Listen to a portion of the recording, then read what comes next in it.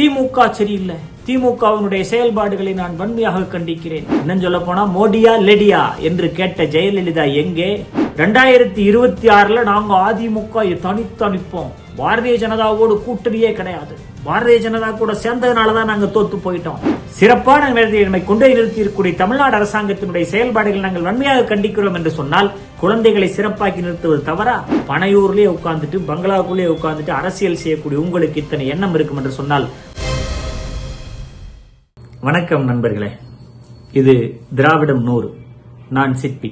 பல்வேறு எதிர்பார்ப்புகளுக்கு மத்தியில திராவிட முன்னேற்ற கழகத்தினுடைய பொதுக்குழு மதுரை மாநகர்ல மிகச் சிறப்பாக அருமையான ஏற்பாடுகளோடு நடைபெற்று முடிந்திருக்கிறது என்பது நாம் அனைவருக்கும் தெரியும். இந்த திராவிட முன்னேற்ற கழகத்தினுடைய பொதுக்குழு அரசியல் உலகத்திலானாலும் சரி, சமுதாயத்திலானாலும் சரி, எந்த மாற்றங்களுக்கு எப்படி உதவ போகிறது, இந்த பொதுக்குழுடைய தீர்மானங்கள் எந்த வகையிலெல்லாம் நமக்கான ஆதரவாக இருக்க போகிறது என்கின்ற பேச்சு 2026 திராவிட முன்னேற்ற கழகம் தொடர்ந்து திரும்பவும் தமிழ்நாட்டை ஆளுகின்ற கட்சியாக உருவெடுக்கும் என்பதில் சந்தேகமில்லை என்கின்ற அளவுக்கு மக்கள் மத்தியில ஒரு பேச்சு.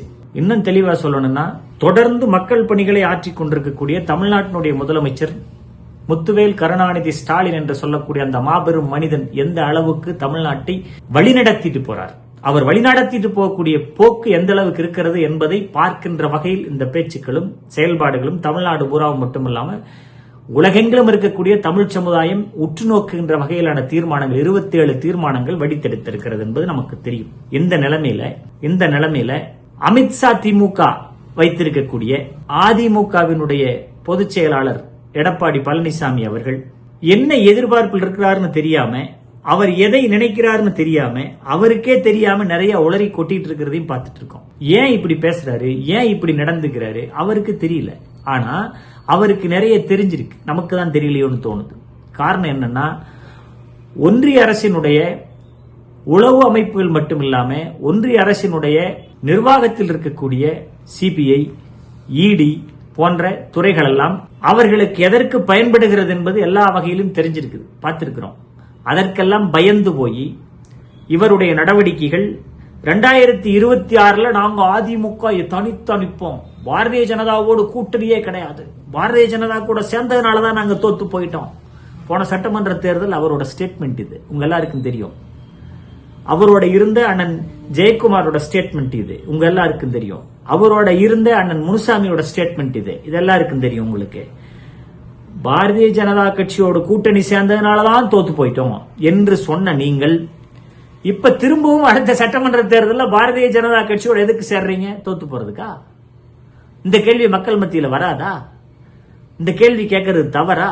இப்படி ஒரு சூழ்நிலையில் ஒரு கூட்டம் அமித்ஷாவுடைய மிரட்டலுக்கு பயந்து, அமலாக்கத்துறையினுடைய ஆக்கத்துக்கு பயந்து, அமலாக்கத்துறையினுடைய அடிமைத்தனத்துக்கு தயாராகி, அமித்ஷாவுக்கு அடிமையாகி உட்கார்ந்து கொண்டிருக்கக்கூடிய ஒரு கூட்டமாக அந்த இயக்கத்தை அவர்களுக்கு அடமானம் வைத்திருக்கிறீர்கள் என்று நான் குற்றம் சாட்டுகிறேன்.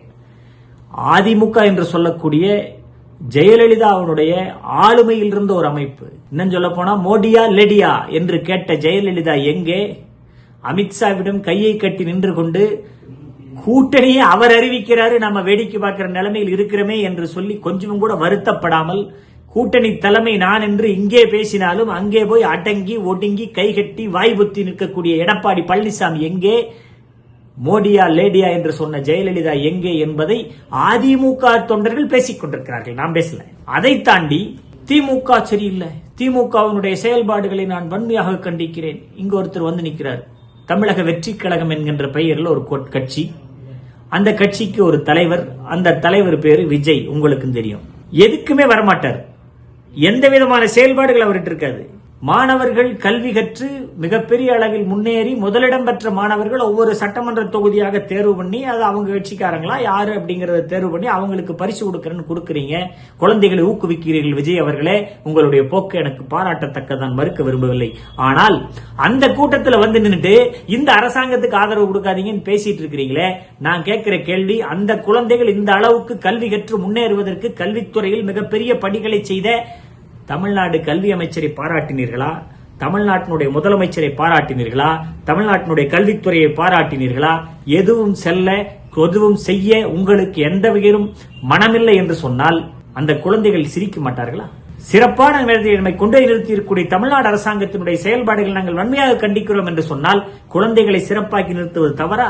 இன்னும் சொல்ல போனால் பாரதிய ஜனதா கட்சியினுடைய ஊதுகுழலாக இருக்கிற நீங்கள், உங்கள் மீது குற்றம் சுமத்துகிறேன். நான் பாரதிய ஜனதா கட்சியினுடைய ஊதுகுழலாக நீங்கள் இருக்கிறீர்கள் என்று சொல்லி உங்களை நான் குற்றம் சுமத்துகிறேன். என்ன காரணம்? பாரதிய ஜனதா 2 ஆண்டுகளுக்கு முன்னால் 3 ஆண்டுகளுக்கு முன்னால் நீட் தேர்வு பற்றி சொல்ல வரிகளை நீங்கள் திரும்ப சொல்லிட்டு இருக்கீங்க. கீரல் விழுந்த கிராமபோன் ரெக்கார்டு மாதிரி மாறி மாறி மாறி மாறி ஒவ்வொருத்தரும் சொல்லிட்டு இருக்கீங்க.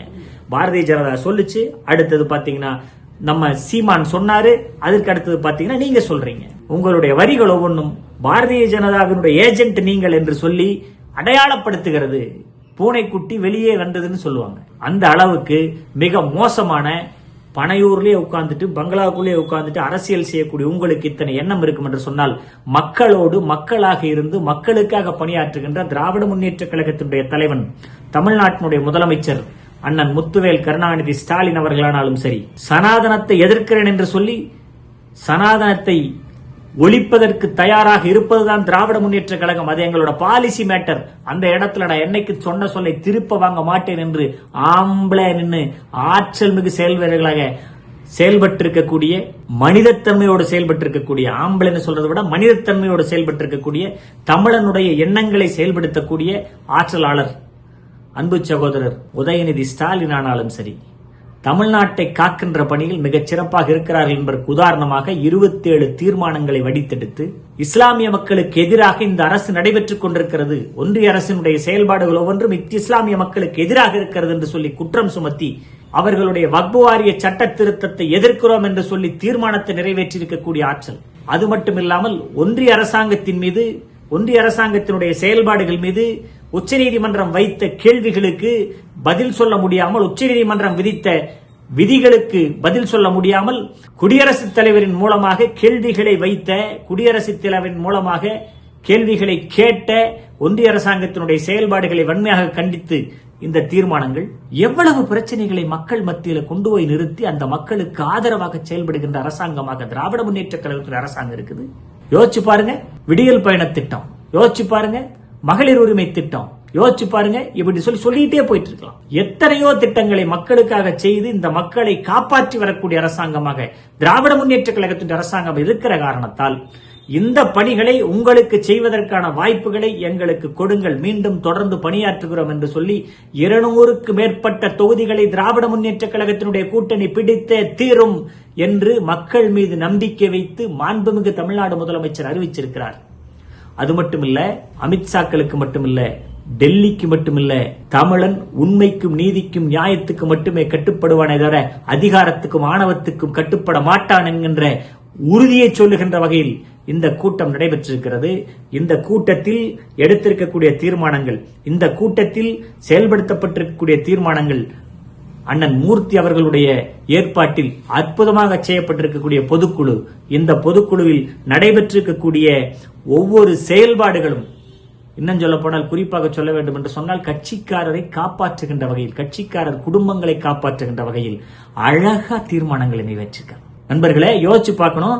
கட்சிக்காரர்களுடைய ஒவ்வொரு நன்மை தீமைகளில் நாம் திராவிட முன்னேற்ற கழகம் எந்த நேரத்திலும் கூட இருக்கும் அப்படிங்கறத காட்டியிருக்காங்க. 21 வயதுக்கு குறைவான குழந்தைகளை பெற்றிருக்கக்கூடிய திராவிட முன்னேற்ற கழகத்தினுடைய தொண்டர்கள் ஏதாவது ஒரு வகையில் தன்னுடைய உயிரிழப்பு ஏற்படுமானால் அந்த தோழனுடைய குடும்பத்துக்கு 10 லட்சம் ரூபாய் வழங்குகிறேன் என்று சொல்லி அறிவித்திருக்கக்கூடிய ஒரு ஆற்றல் மிகு தலைவன் தான் தமிழ்நாட்டினுடைய முதலமைச்சர், திராவிட முன்னேற்ற கழகத்தினுடைய தலைவர். குடும்ப கட்சின்னு சொல்ற திமுகவை பற்றி சொல்லக்கூடியவர்களுக்கு சொல்கிறேன், திமுக என்பது குடும்ப கட்சி தான். குடும்பத்தில் இருப்பவனுக்கு ஒரு பிரச்சனை என்று சொன்னால் வந்து நிற்கக்கூடிய ஒரே கட்சியாக திமுக கழகம் மட்டுமே இருக்கிறது. நம்முடைய தோழர்களுக்கு திமுக கழகம் ஆதரவாக இருக்கும் என்கின்ற நம்பிக்கையை நமக்கு ஏற்படுத்தி கொடுத்திருக்கிறார் தமிழ்நாட்டினுடைய முதலமைச்சர். அந்த தமிழ்நாட்டினுடைய முதலமைச்சர் அண்ணன் முத்துவேல் கருணாநிதி ஸ்டாலினுடைய அரசாங்கம் தொடரும், அதற்கு தமிழ்நாடு போராடும், தமிழ்நாடு வெல்லும் என்கின்ற உறுதியை இந்த நேரத்தில் சொல்லிக் கொள்கிறோம். இந்த நேரத்தினுடைய கேள்வி எல்லாம் ஒண்ணுதான்.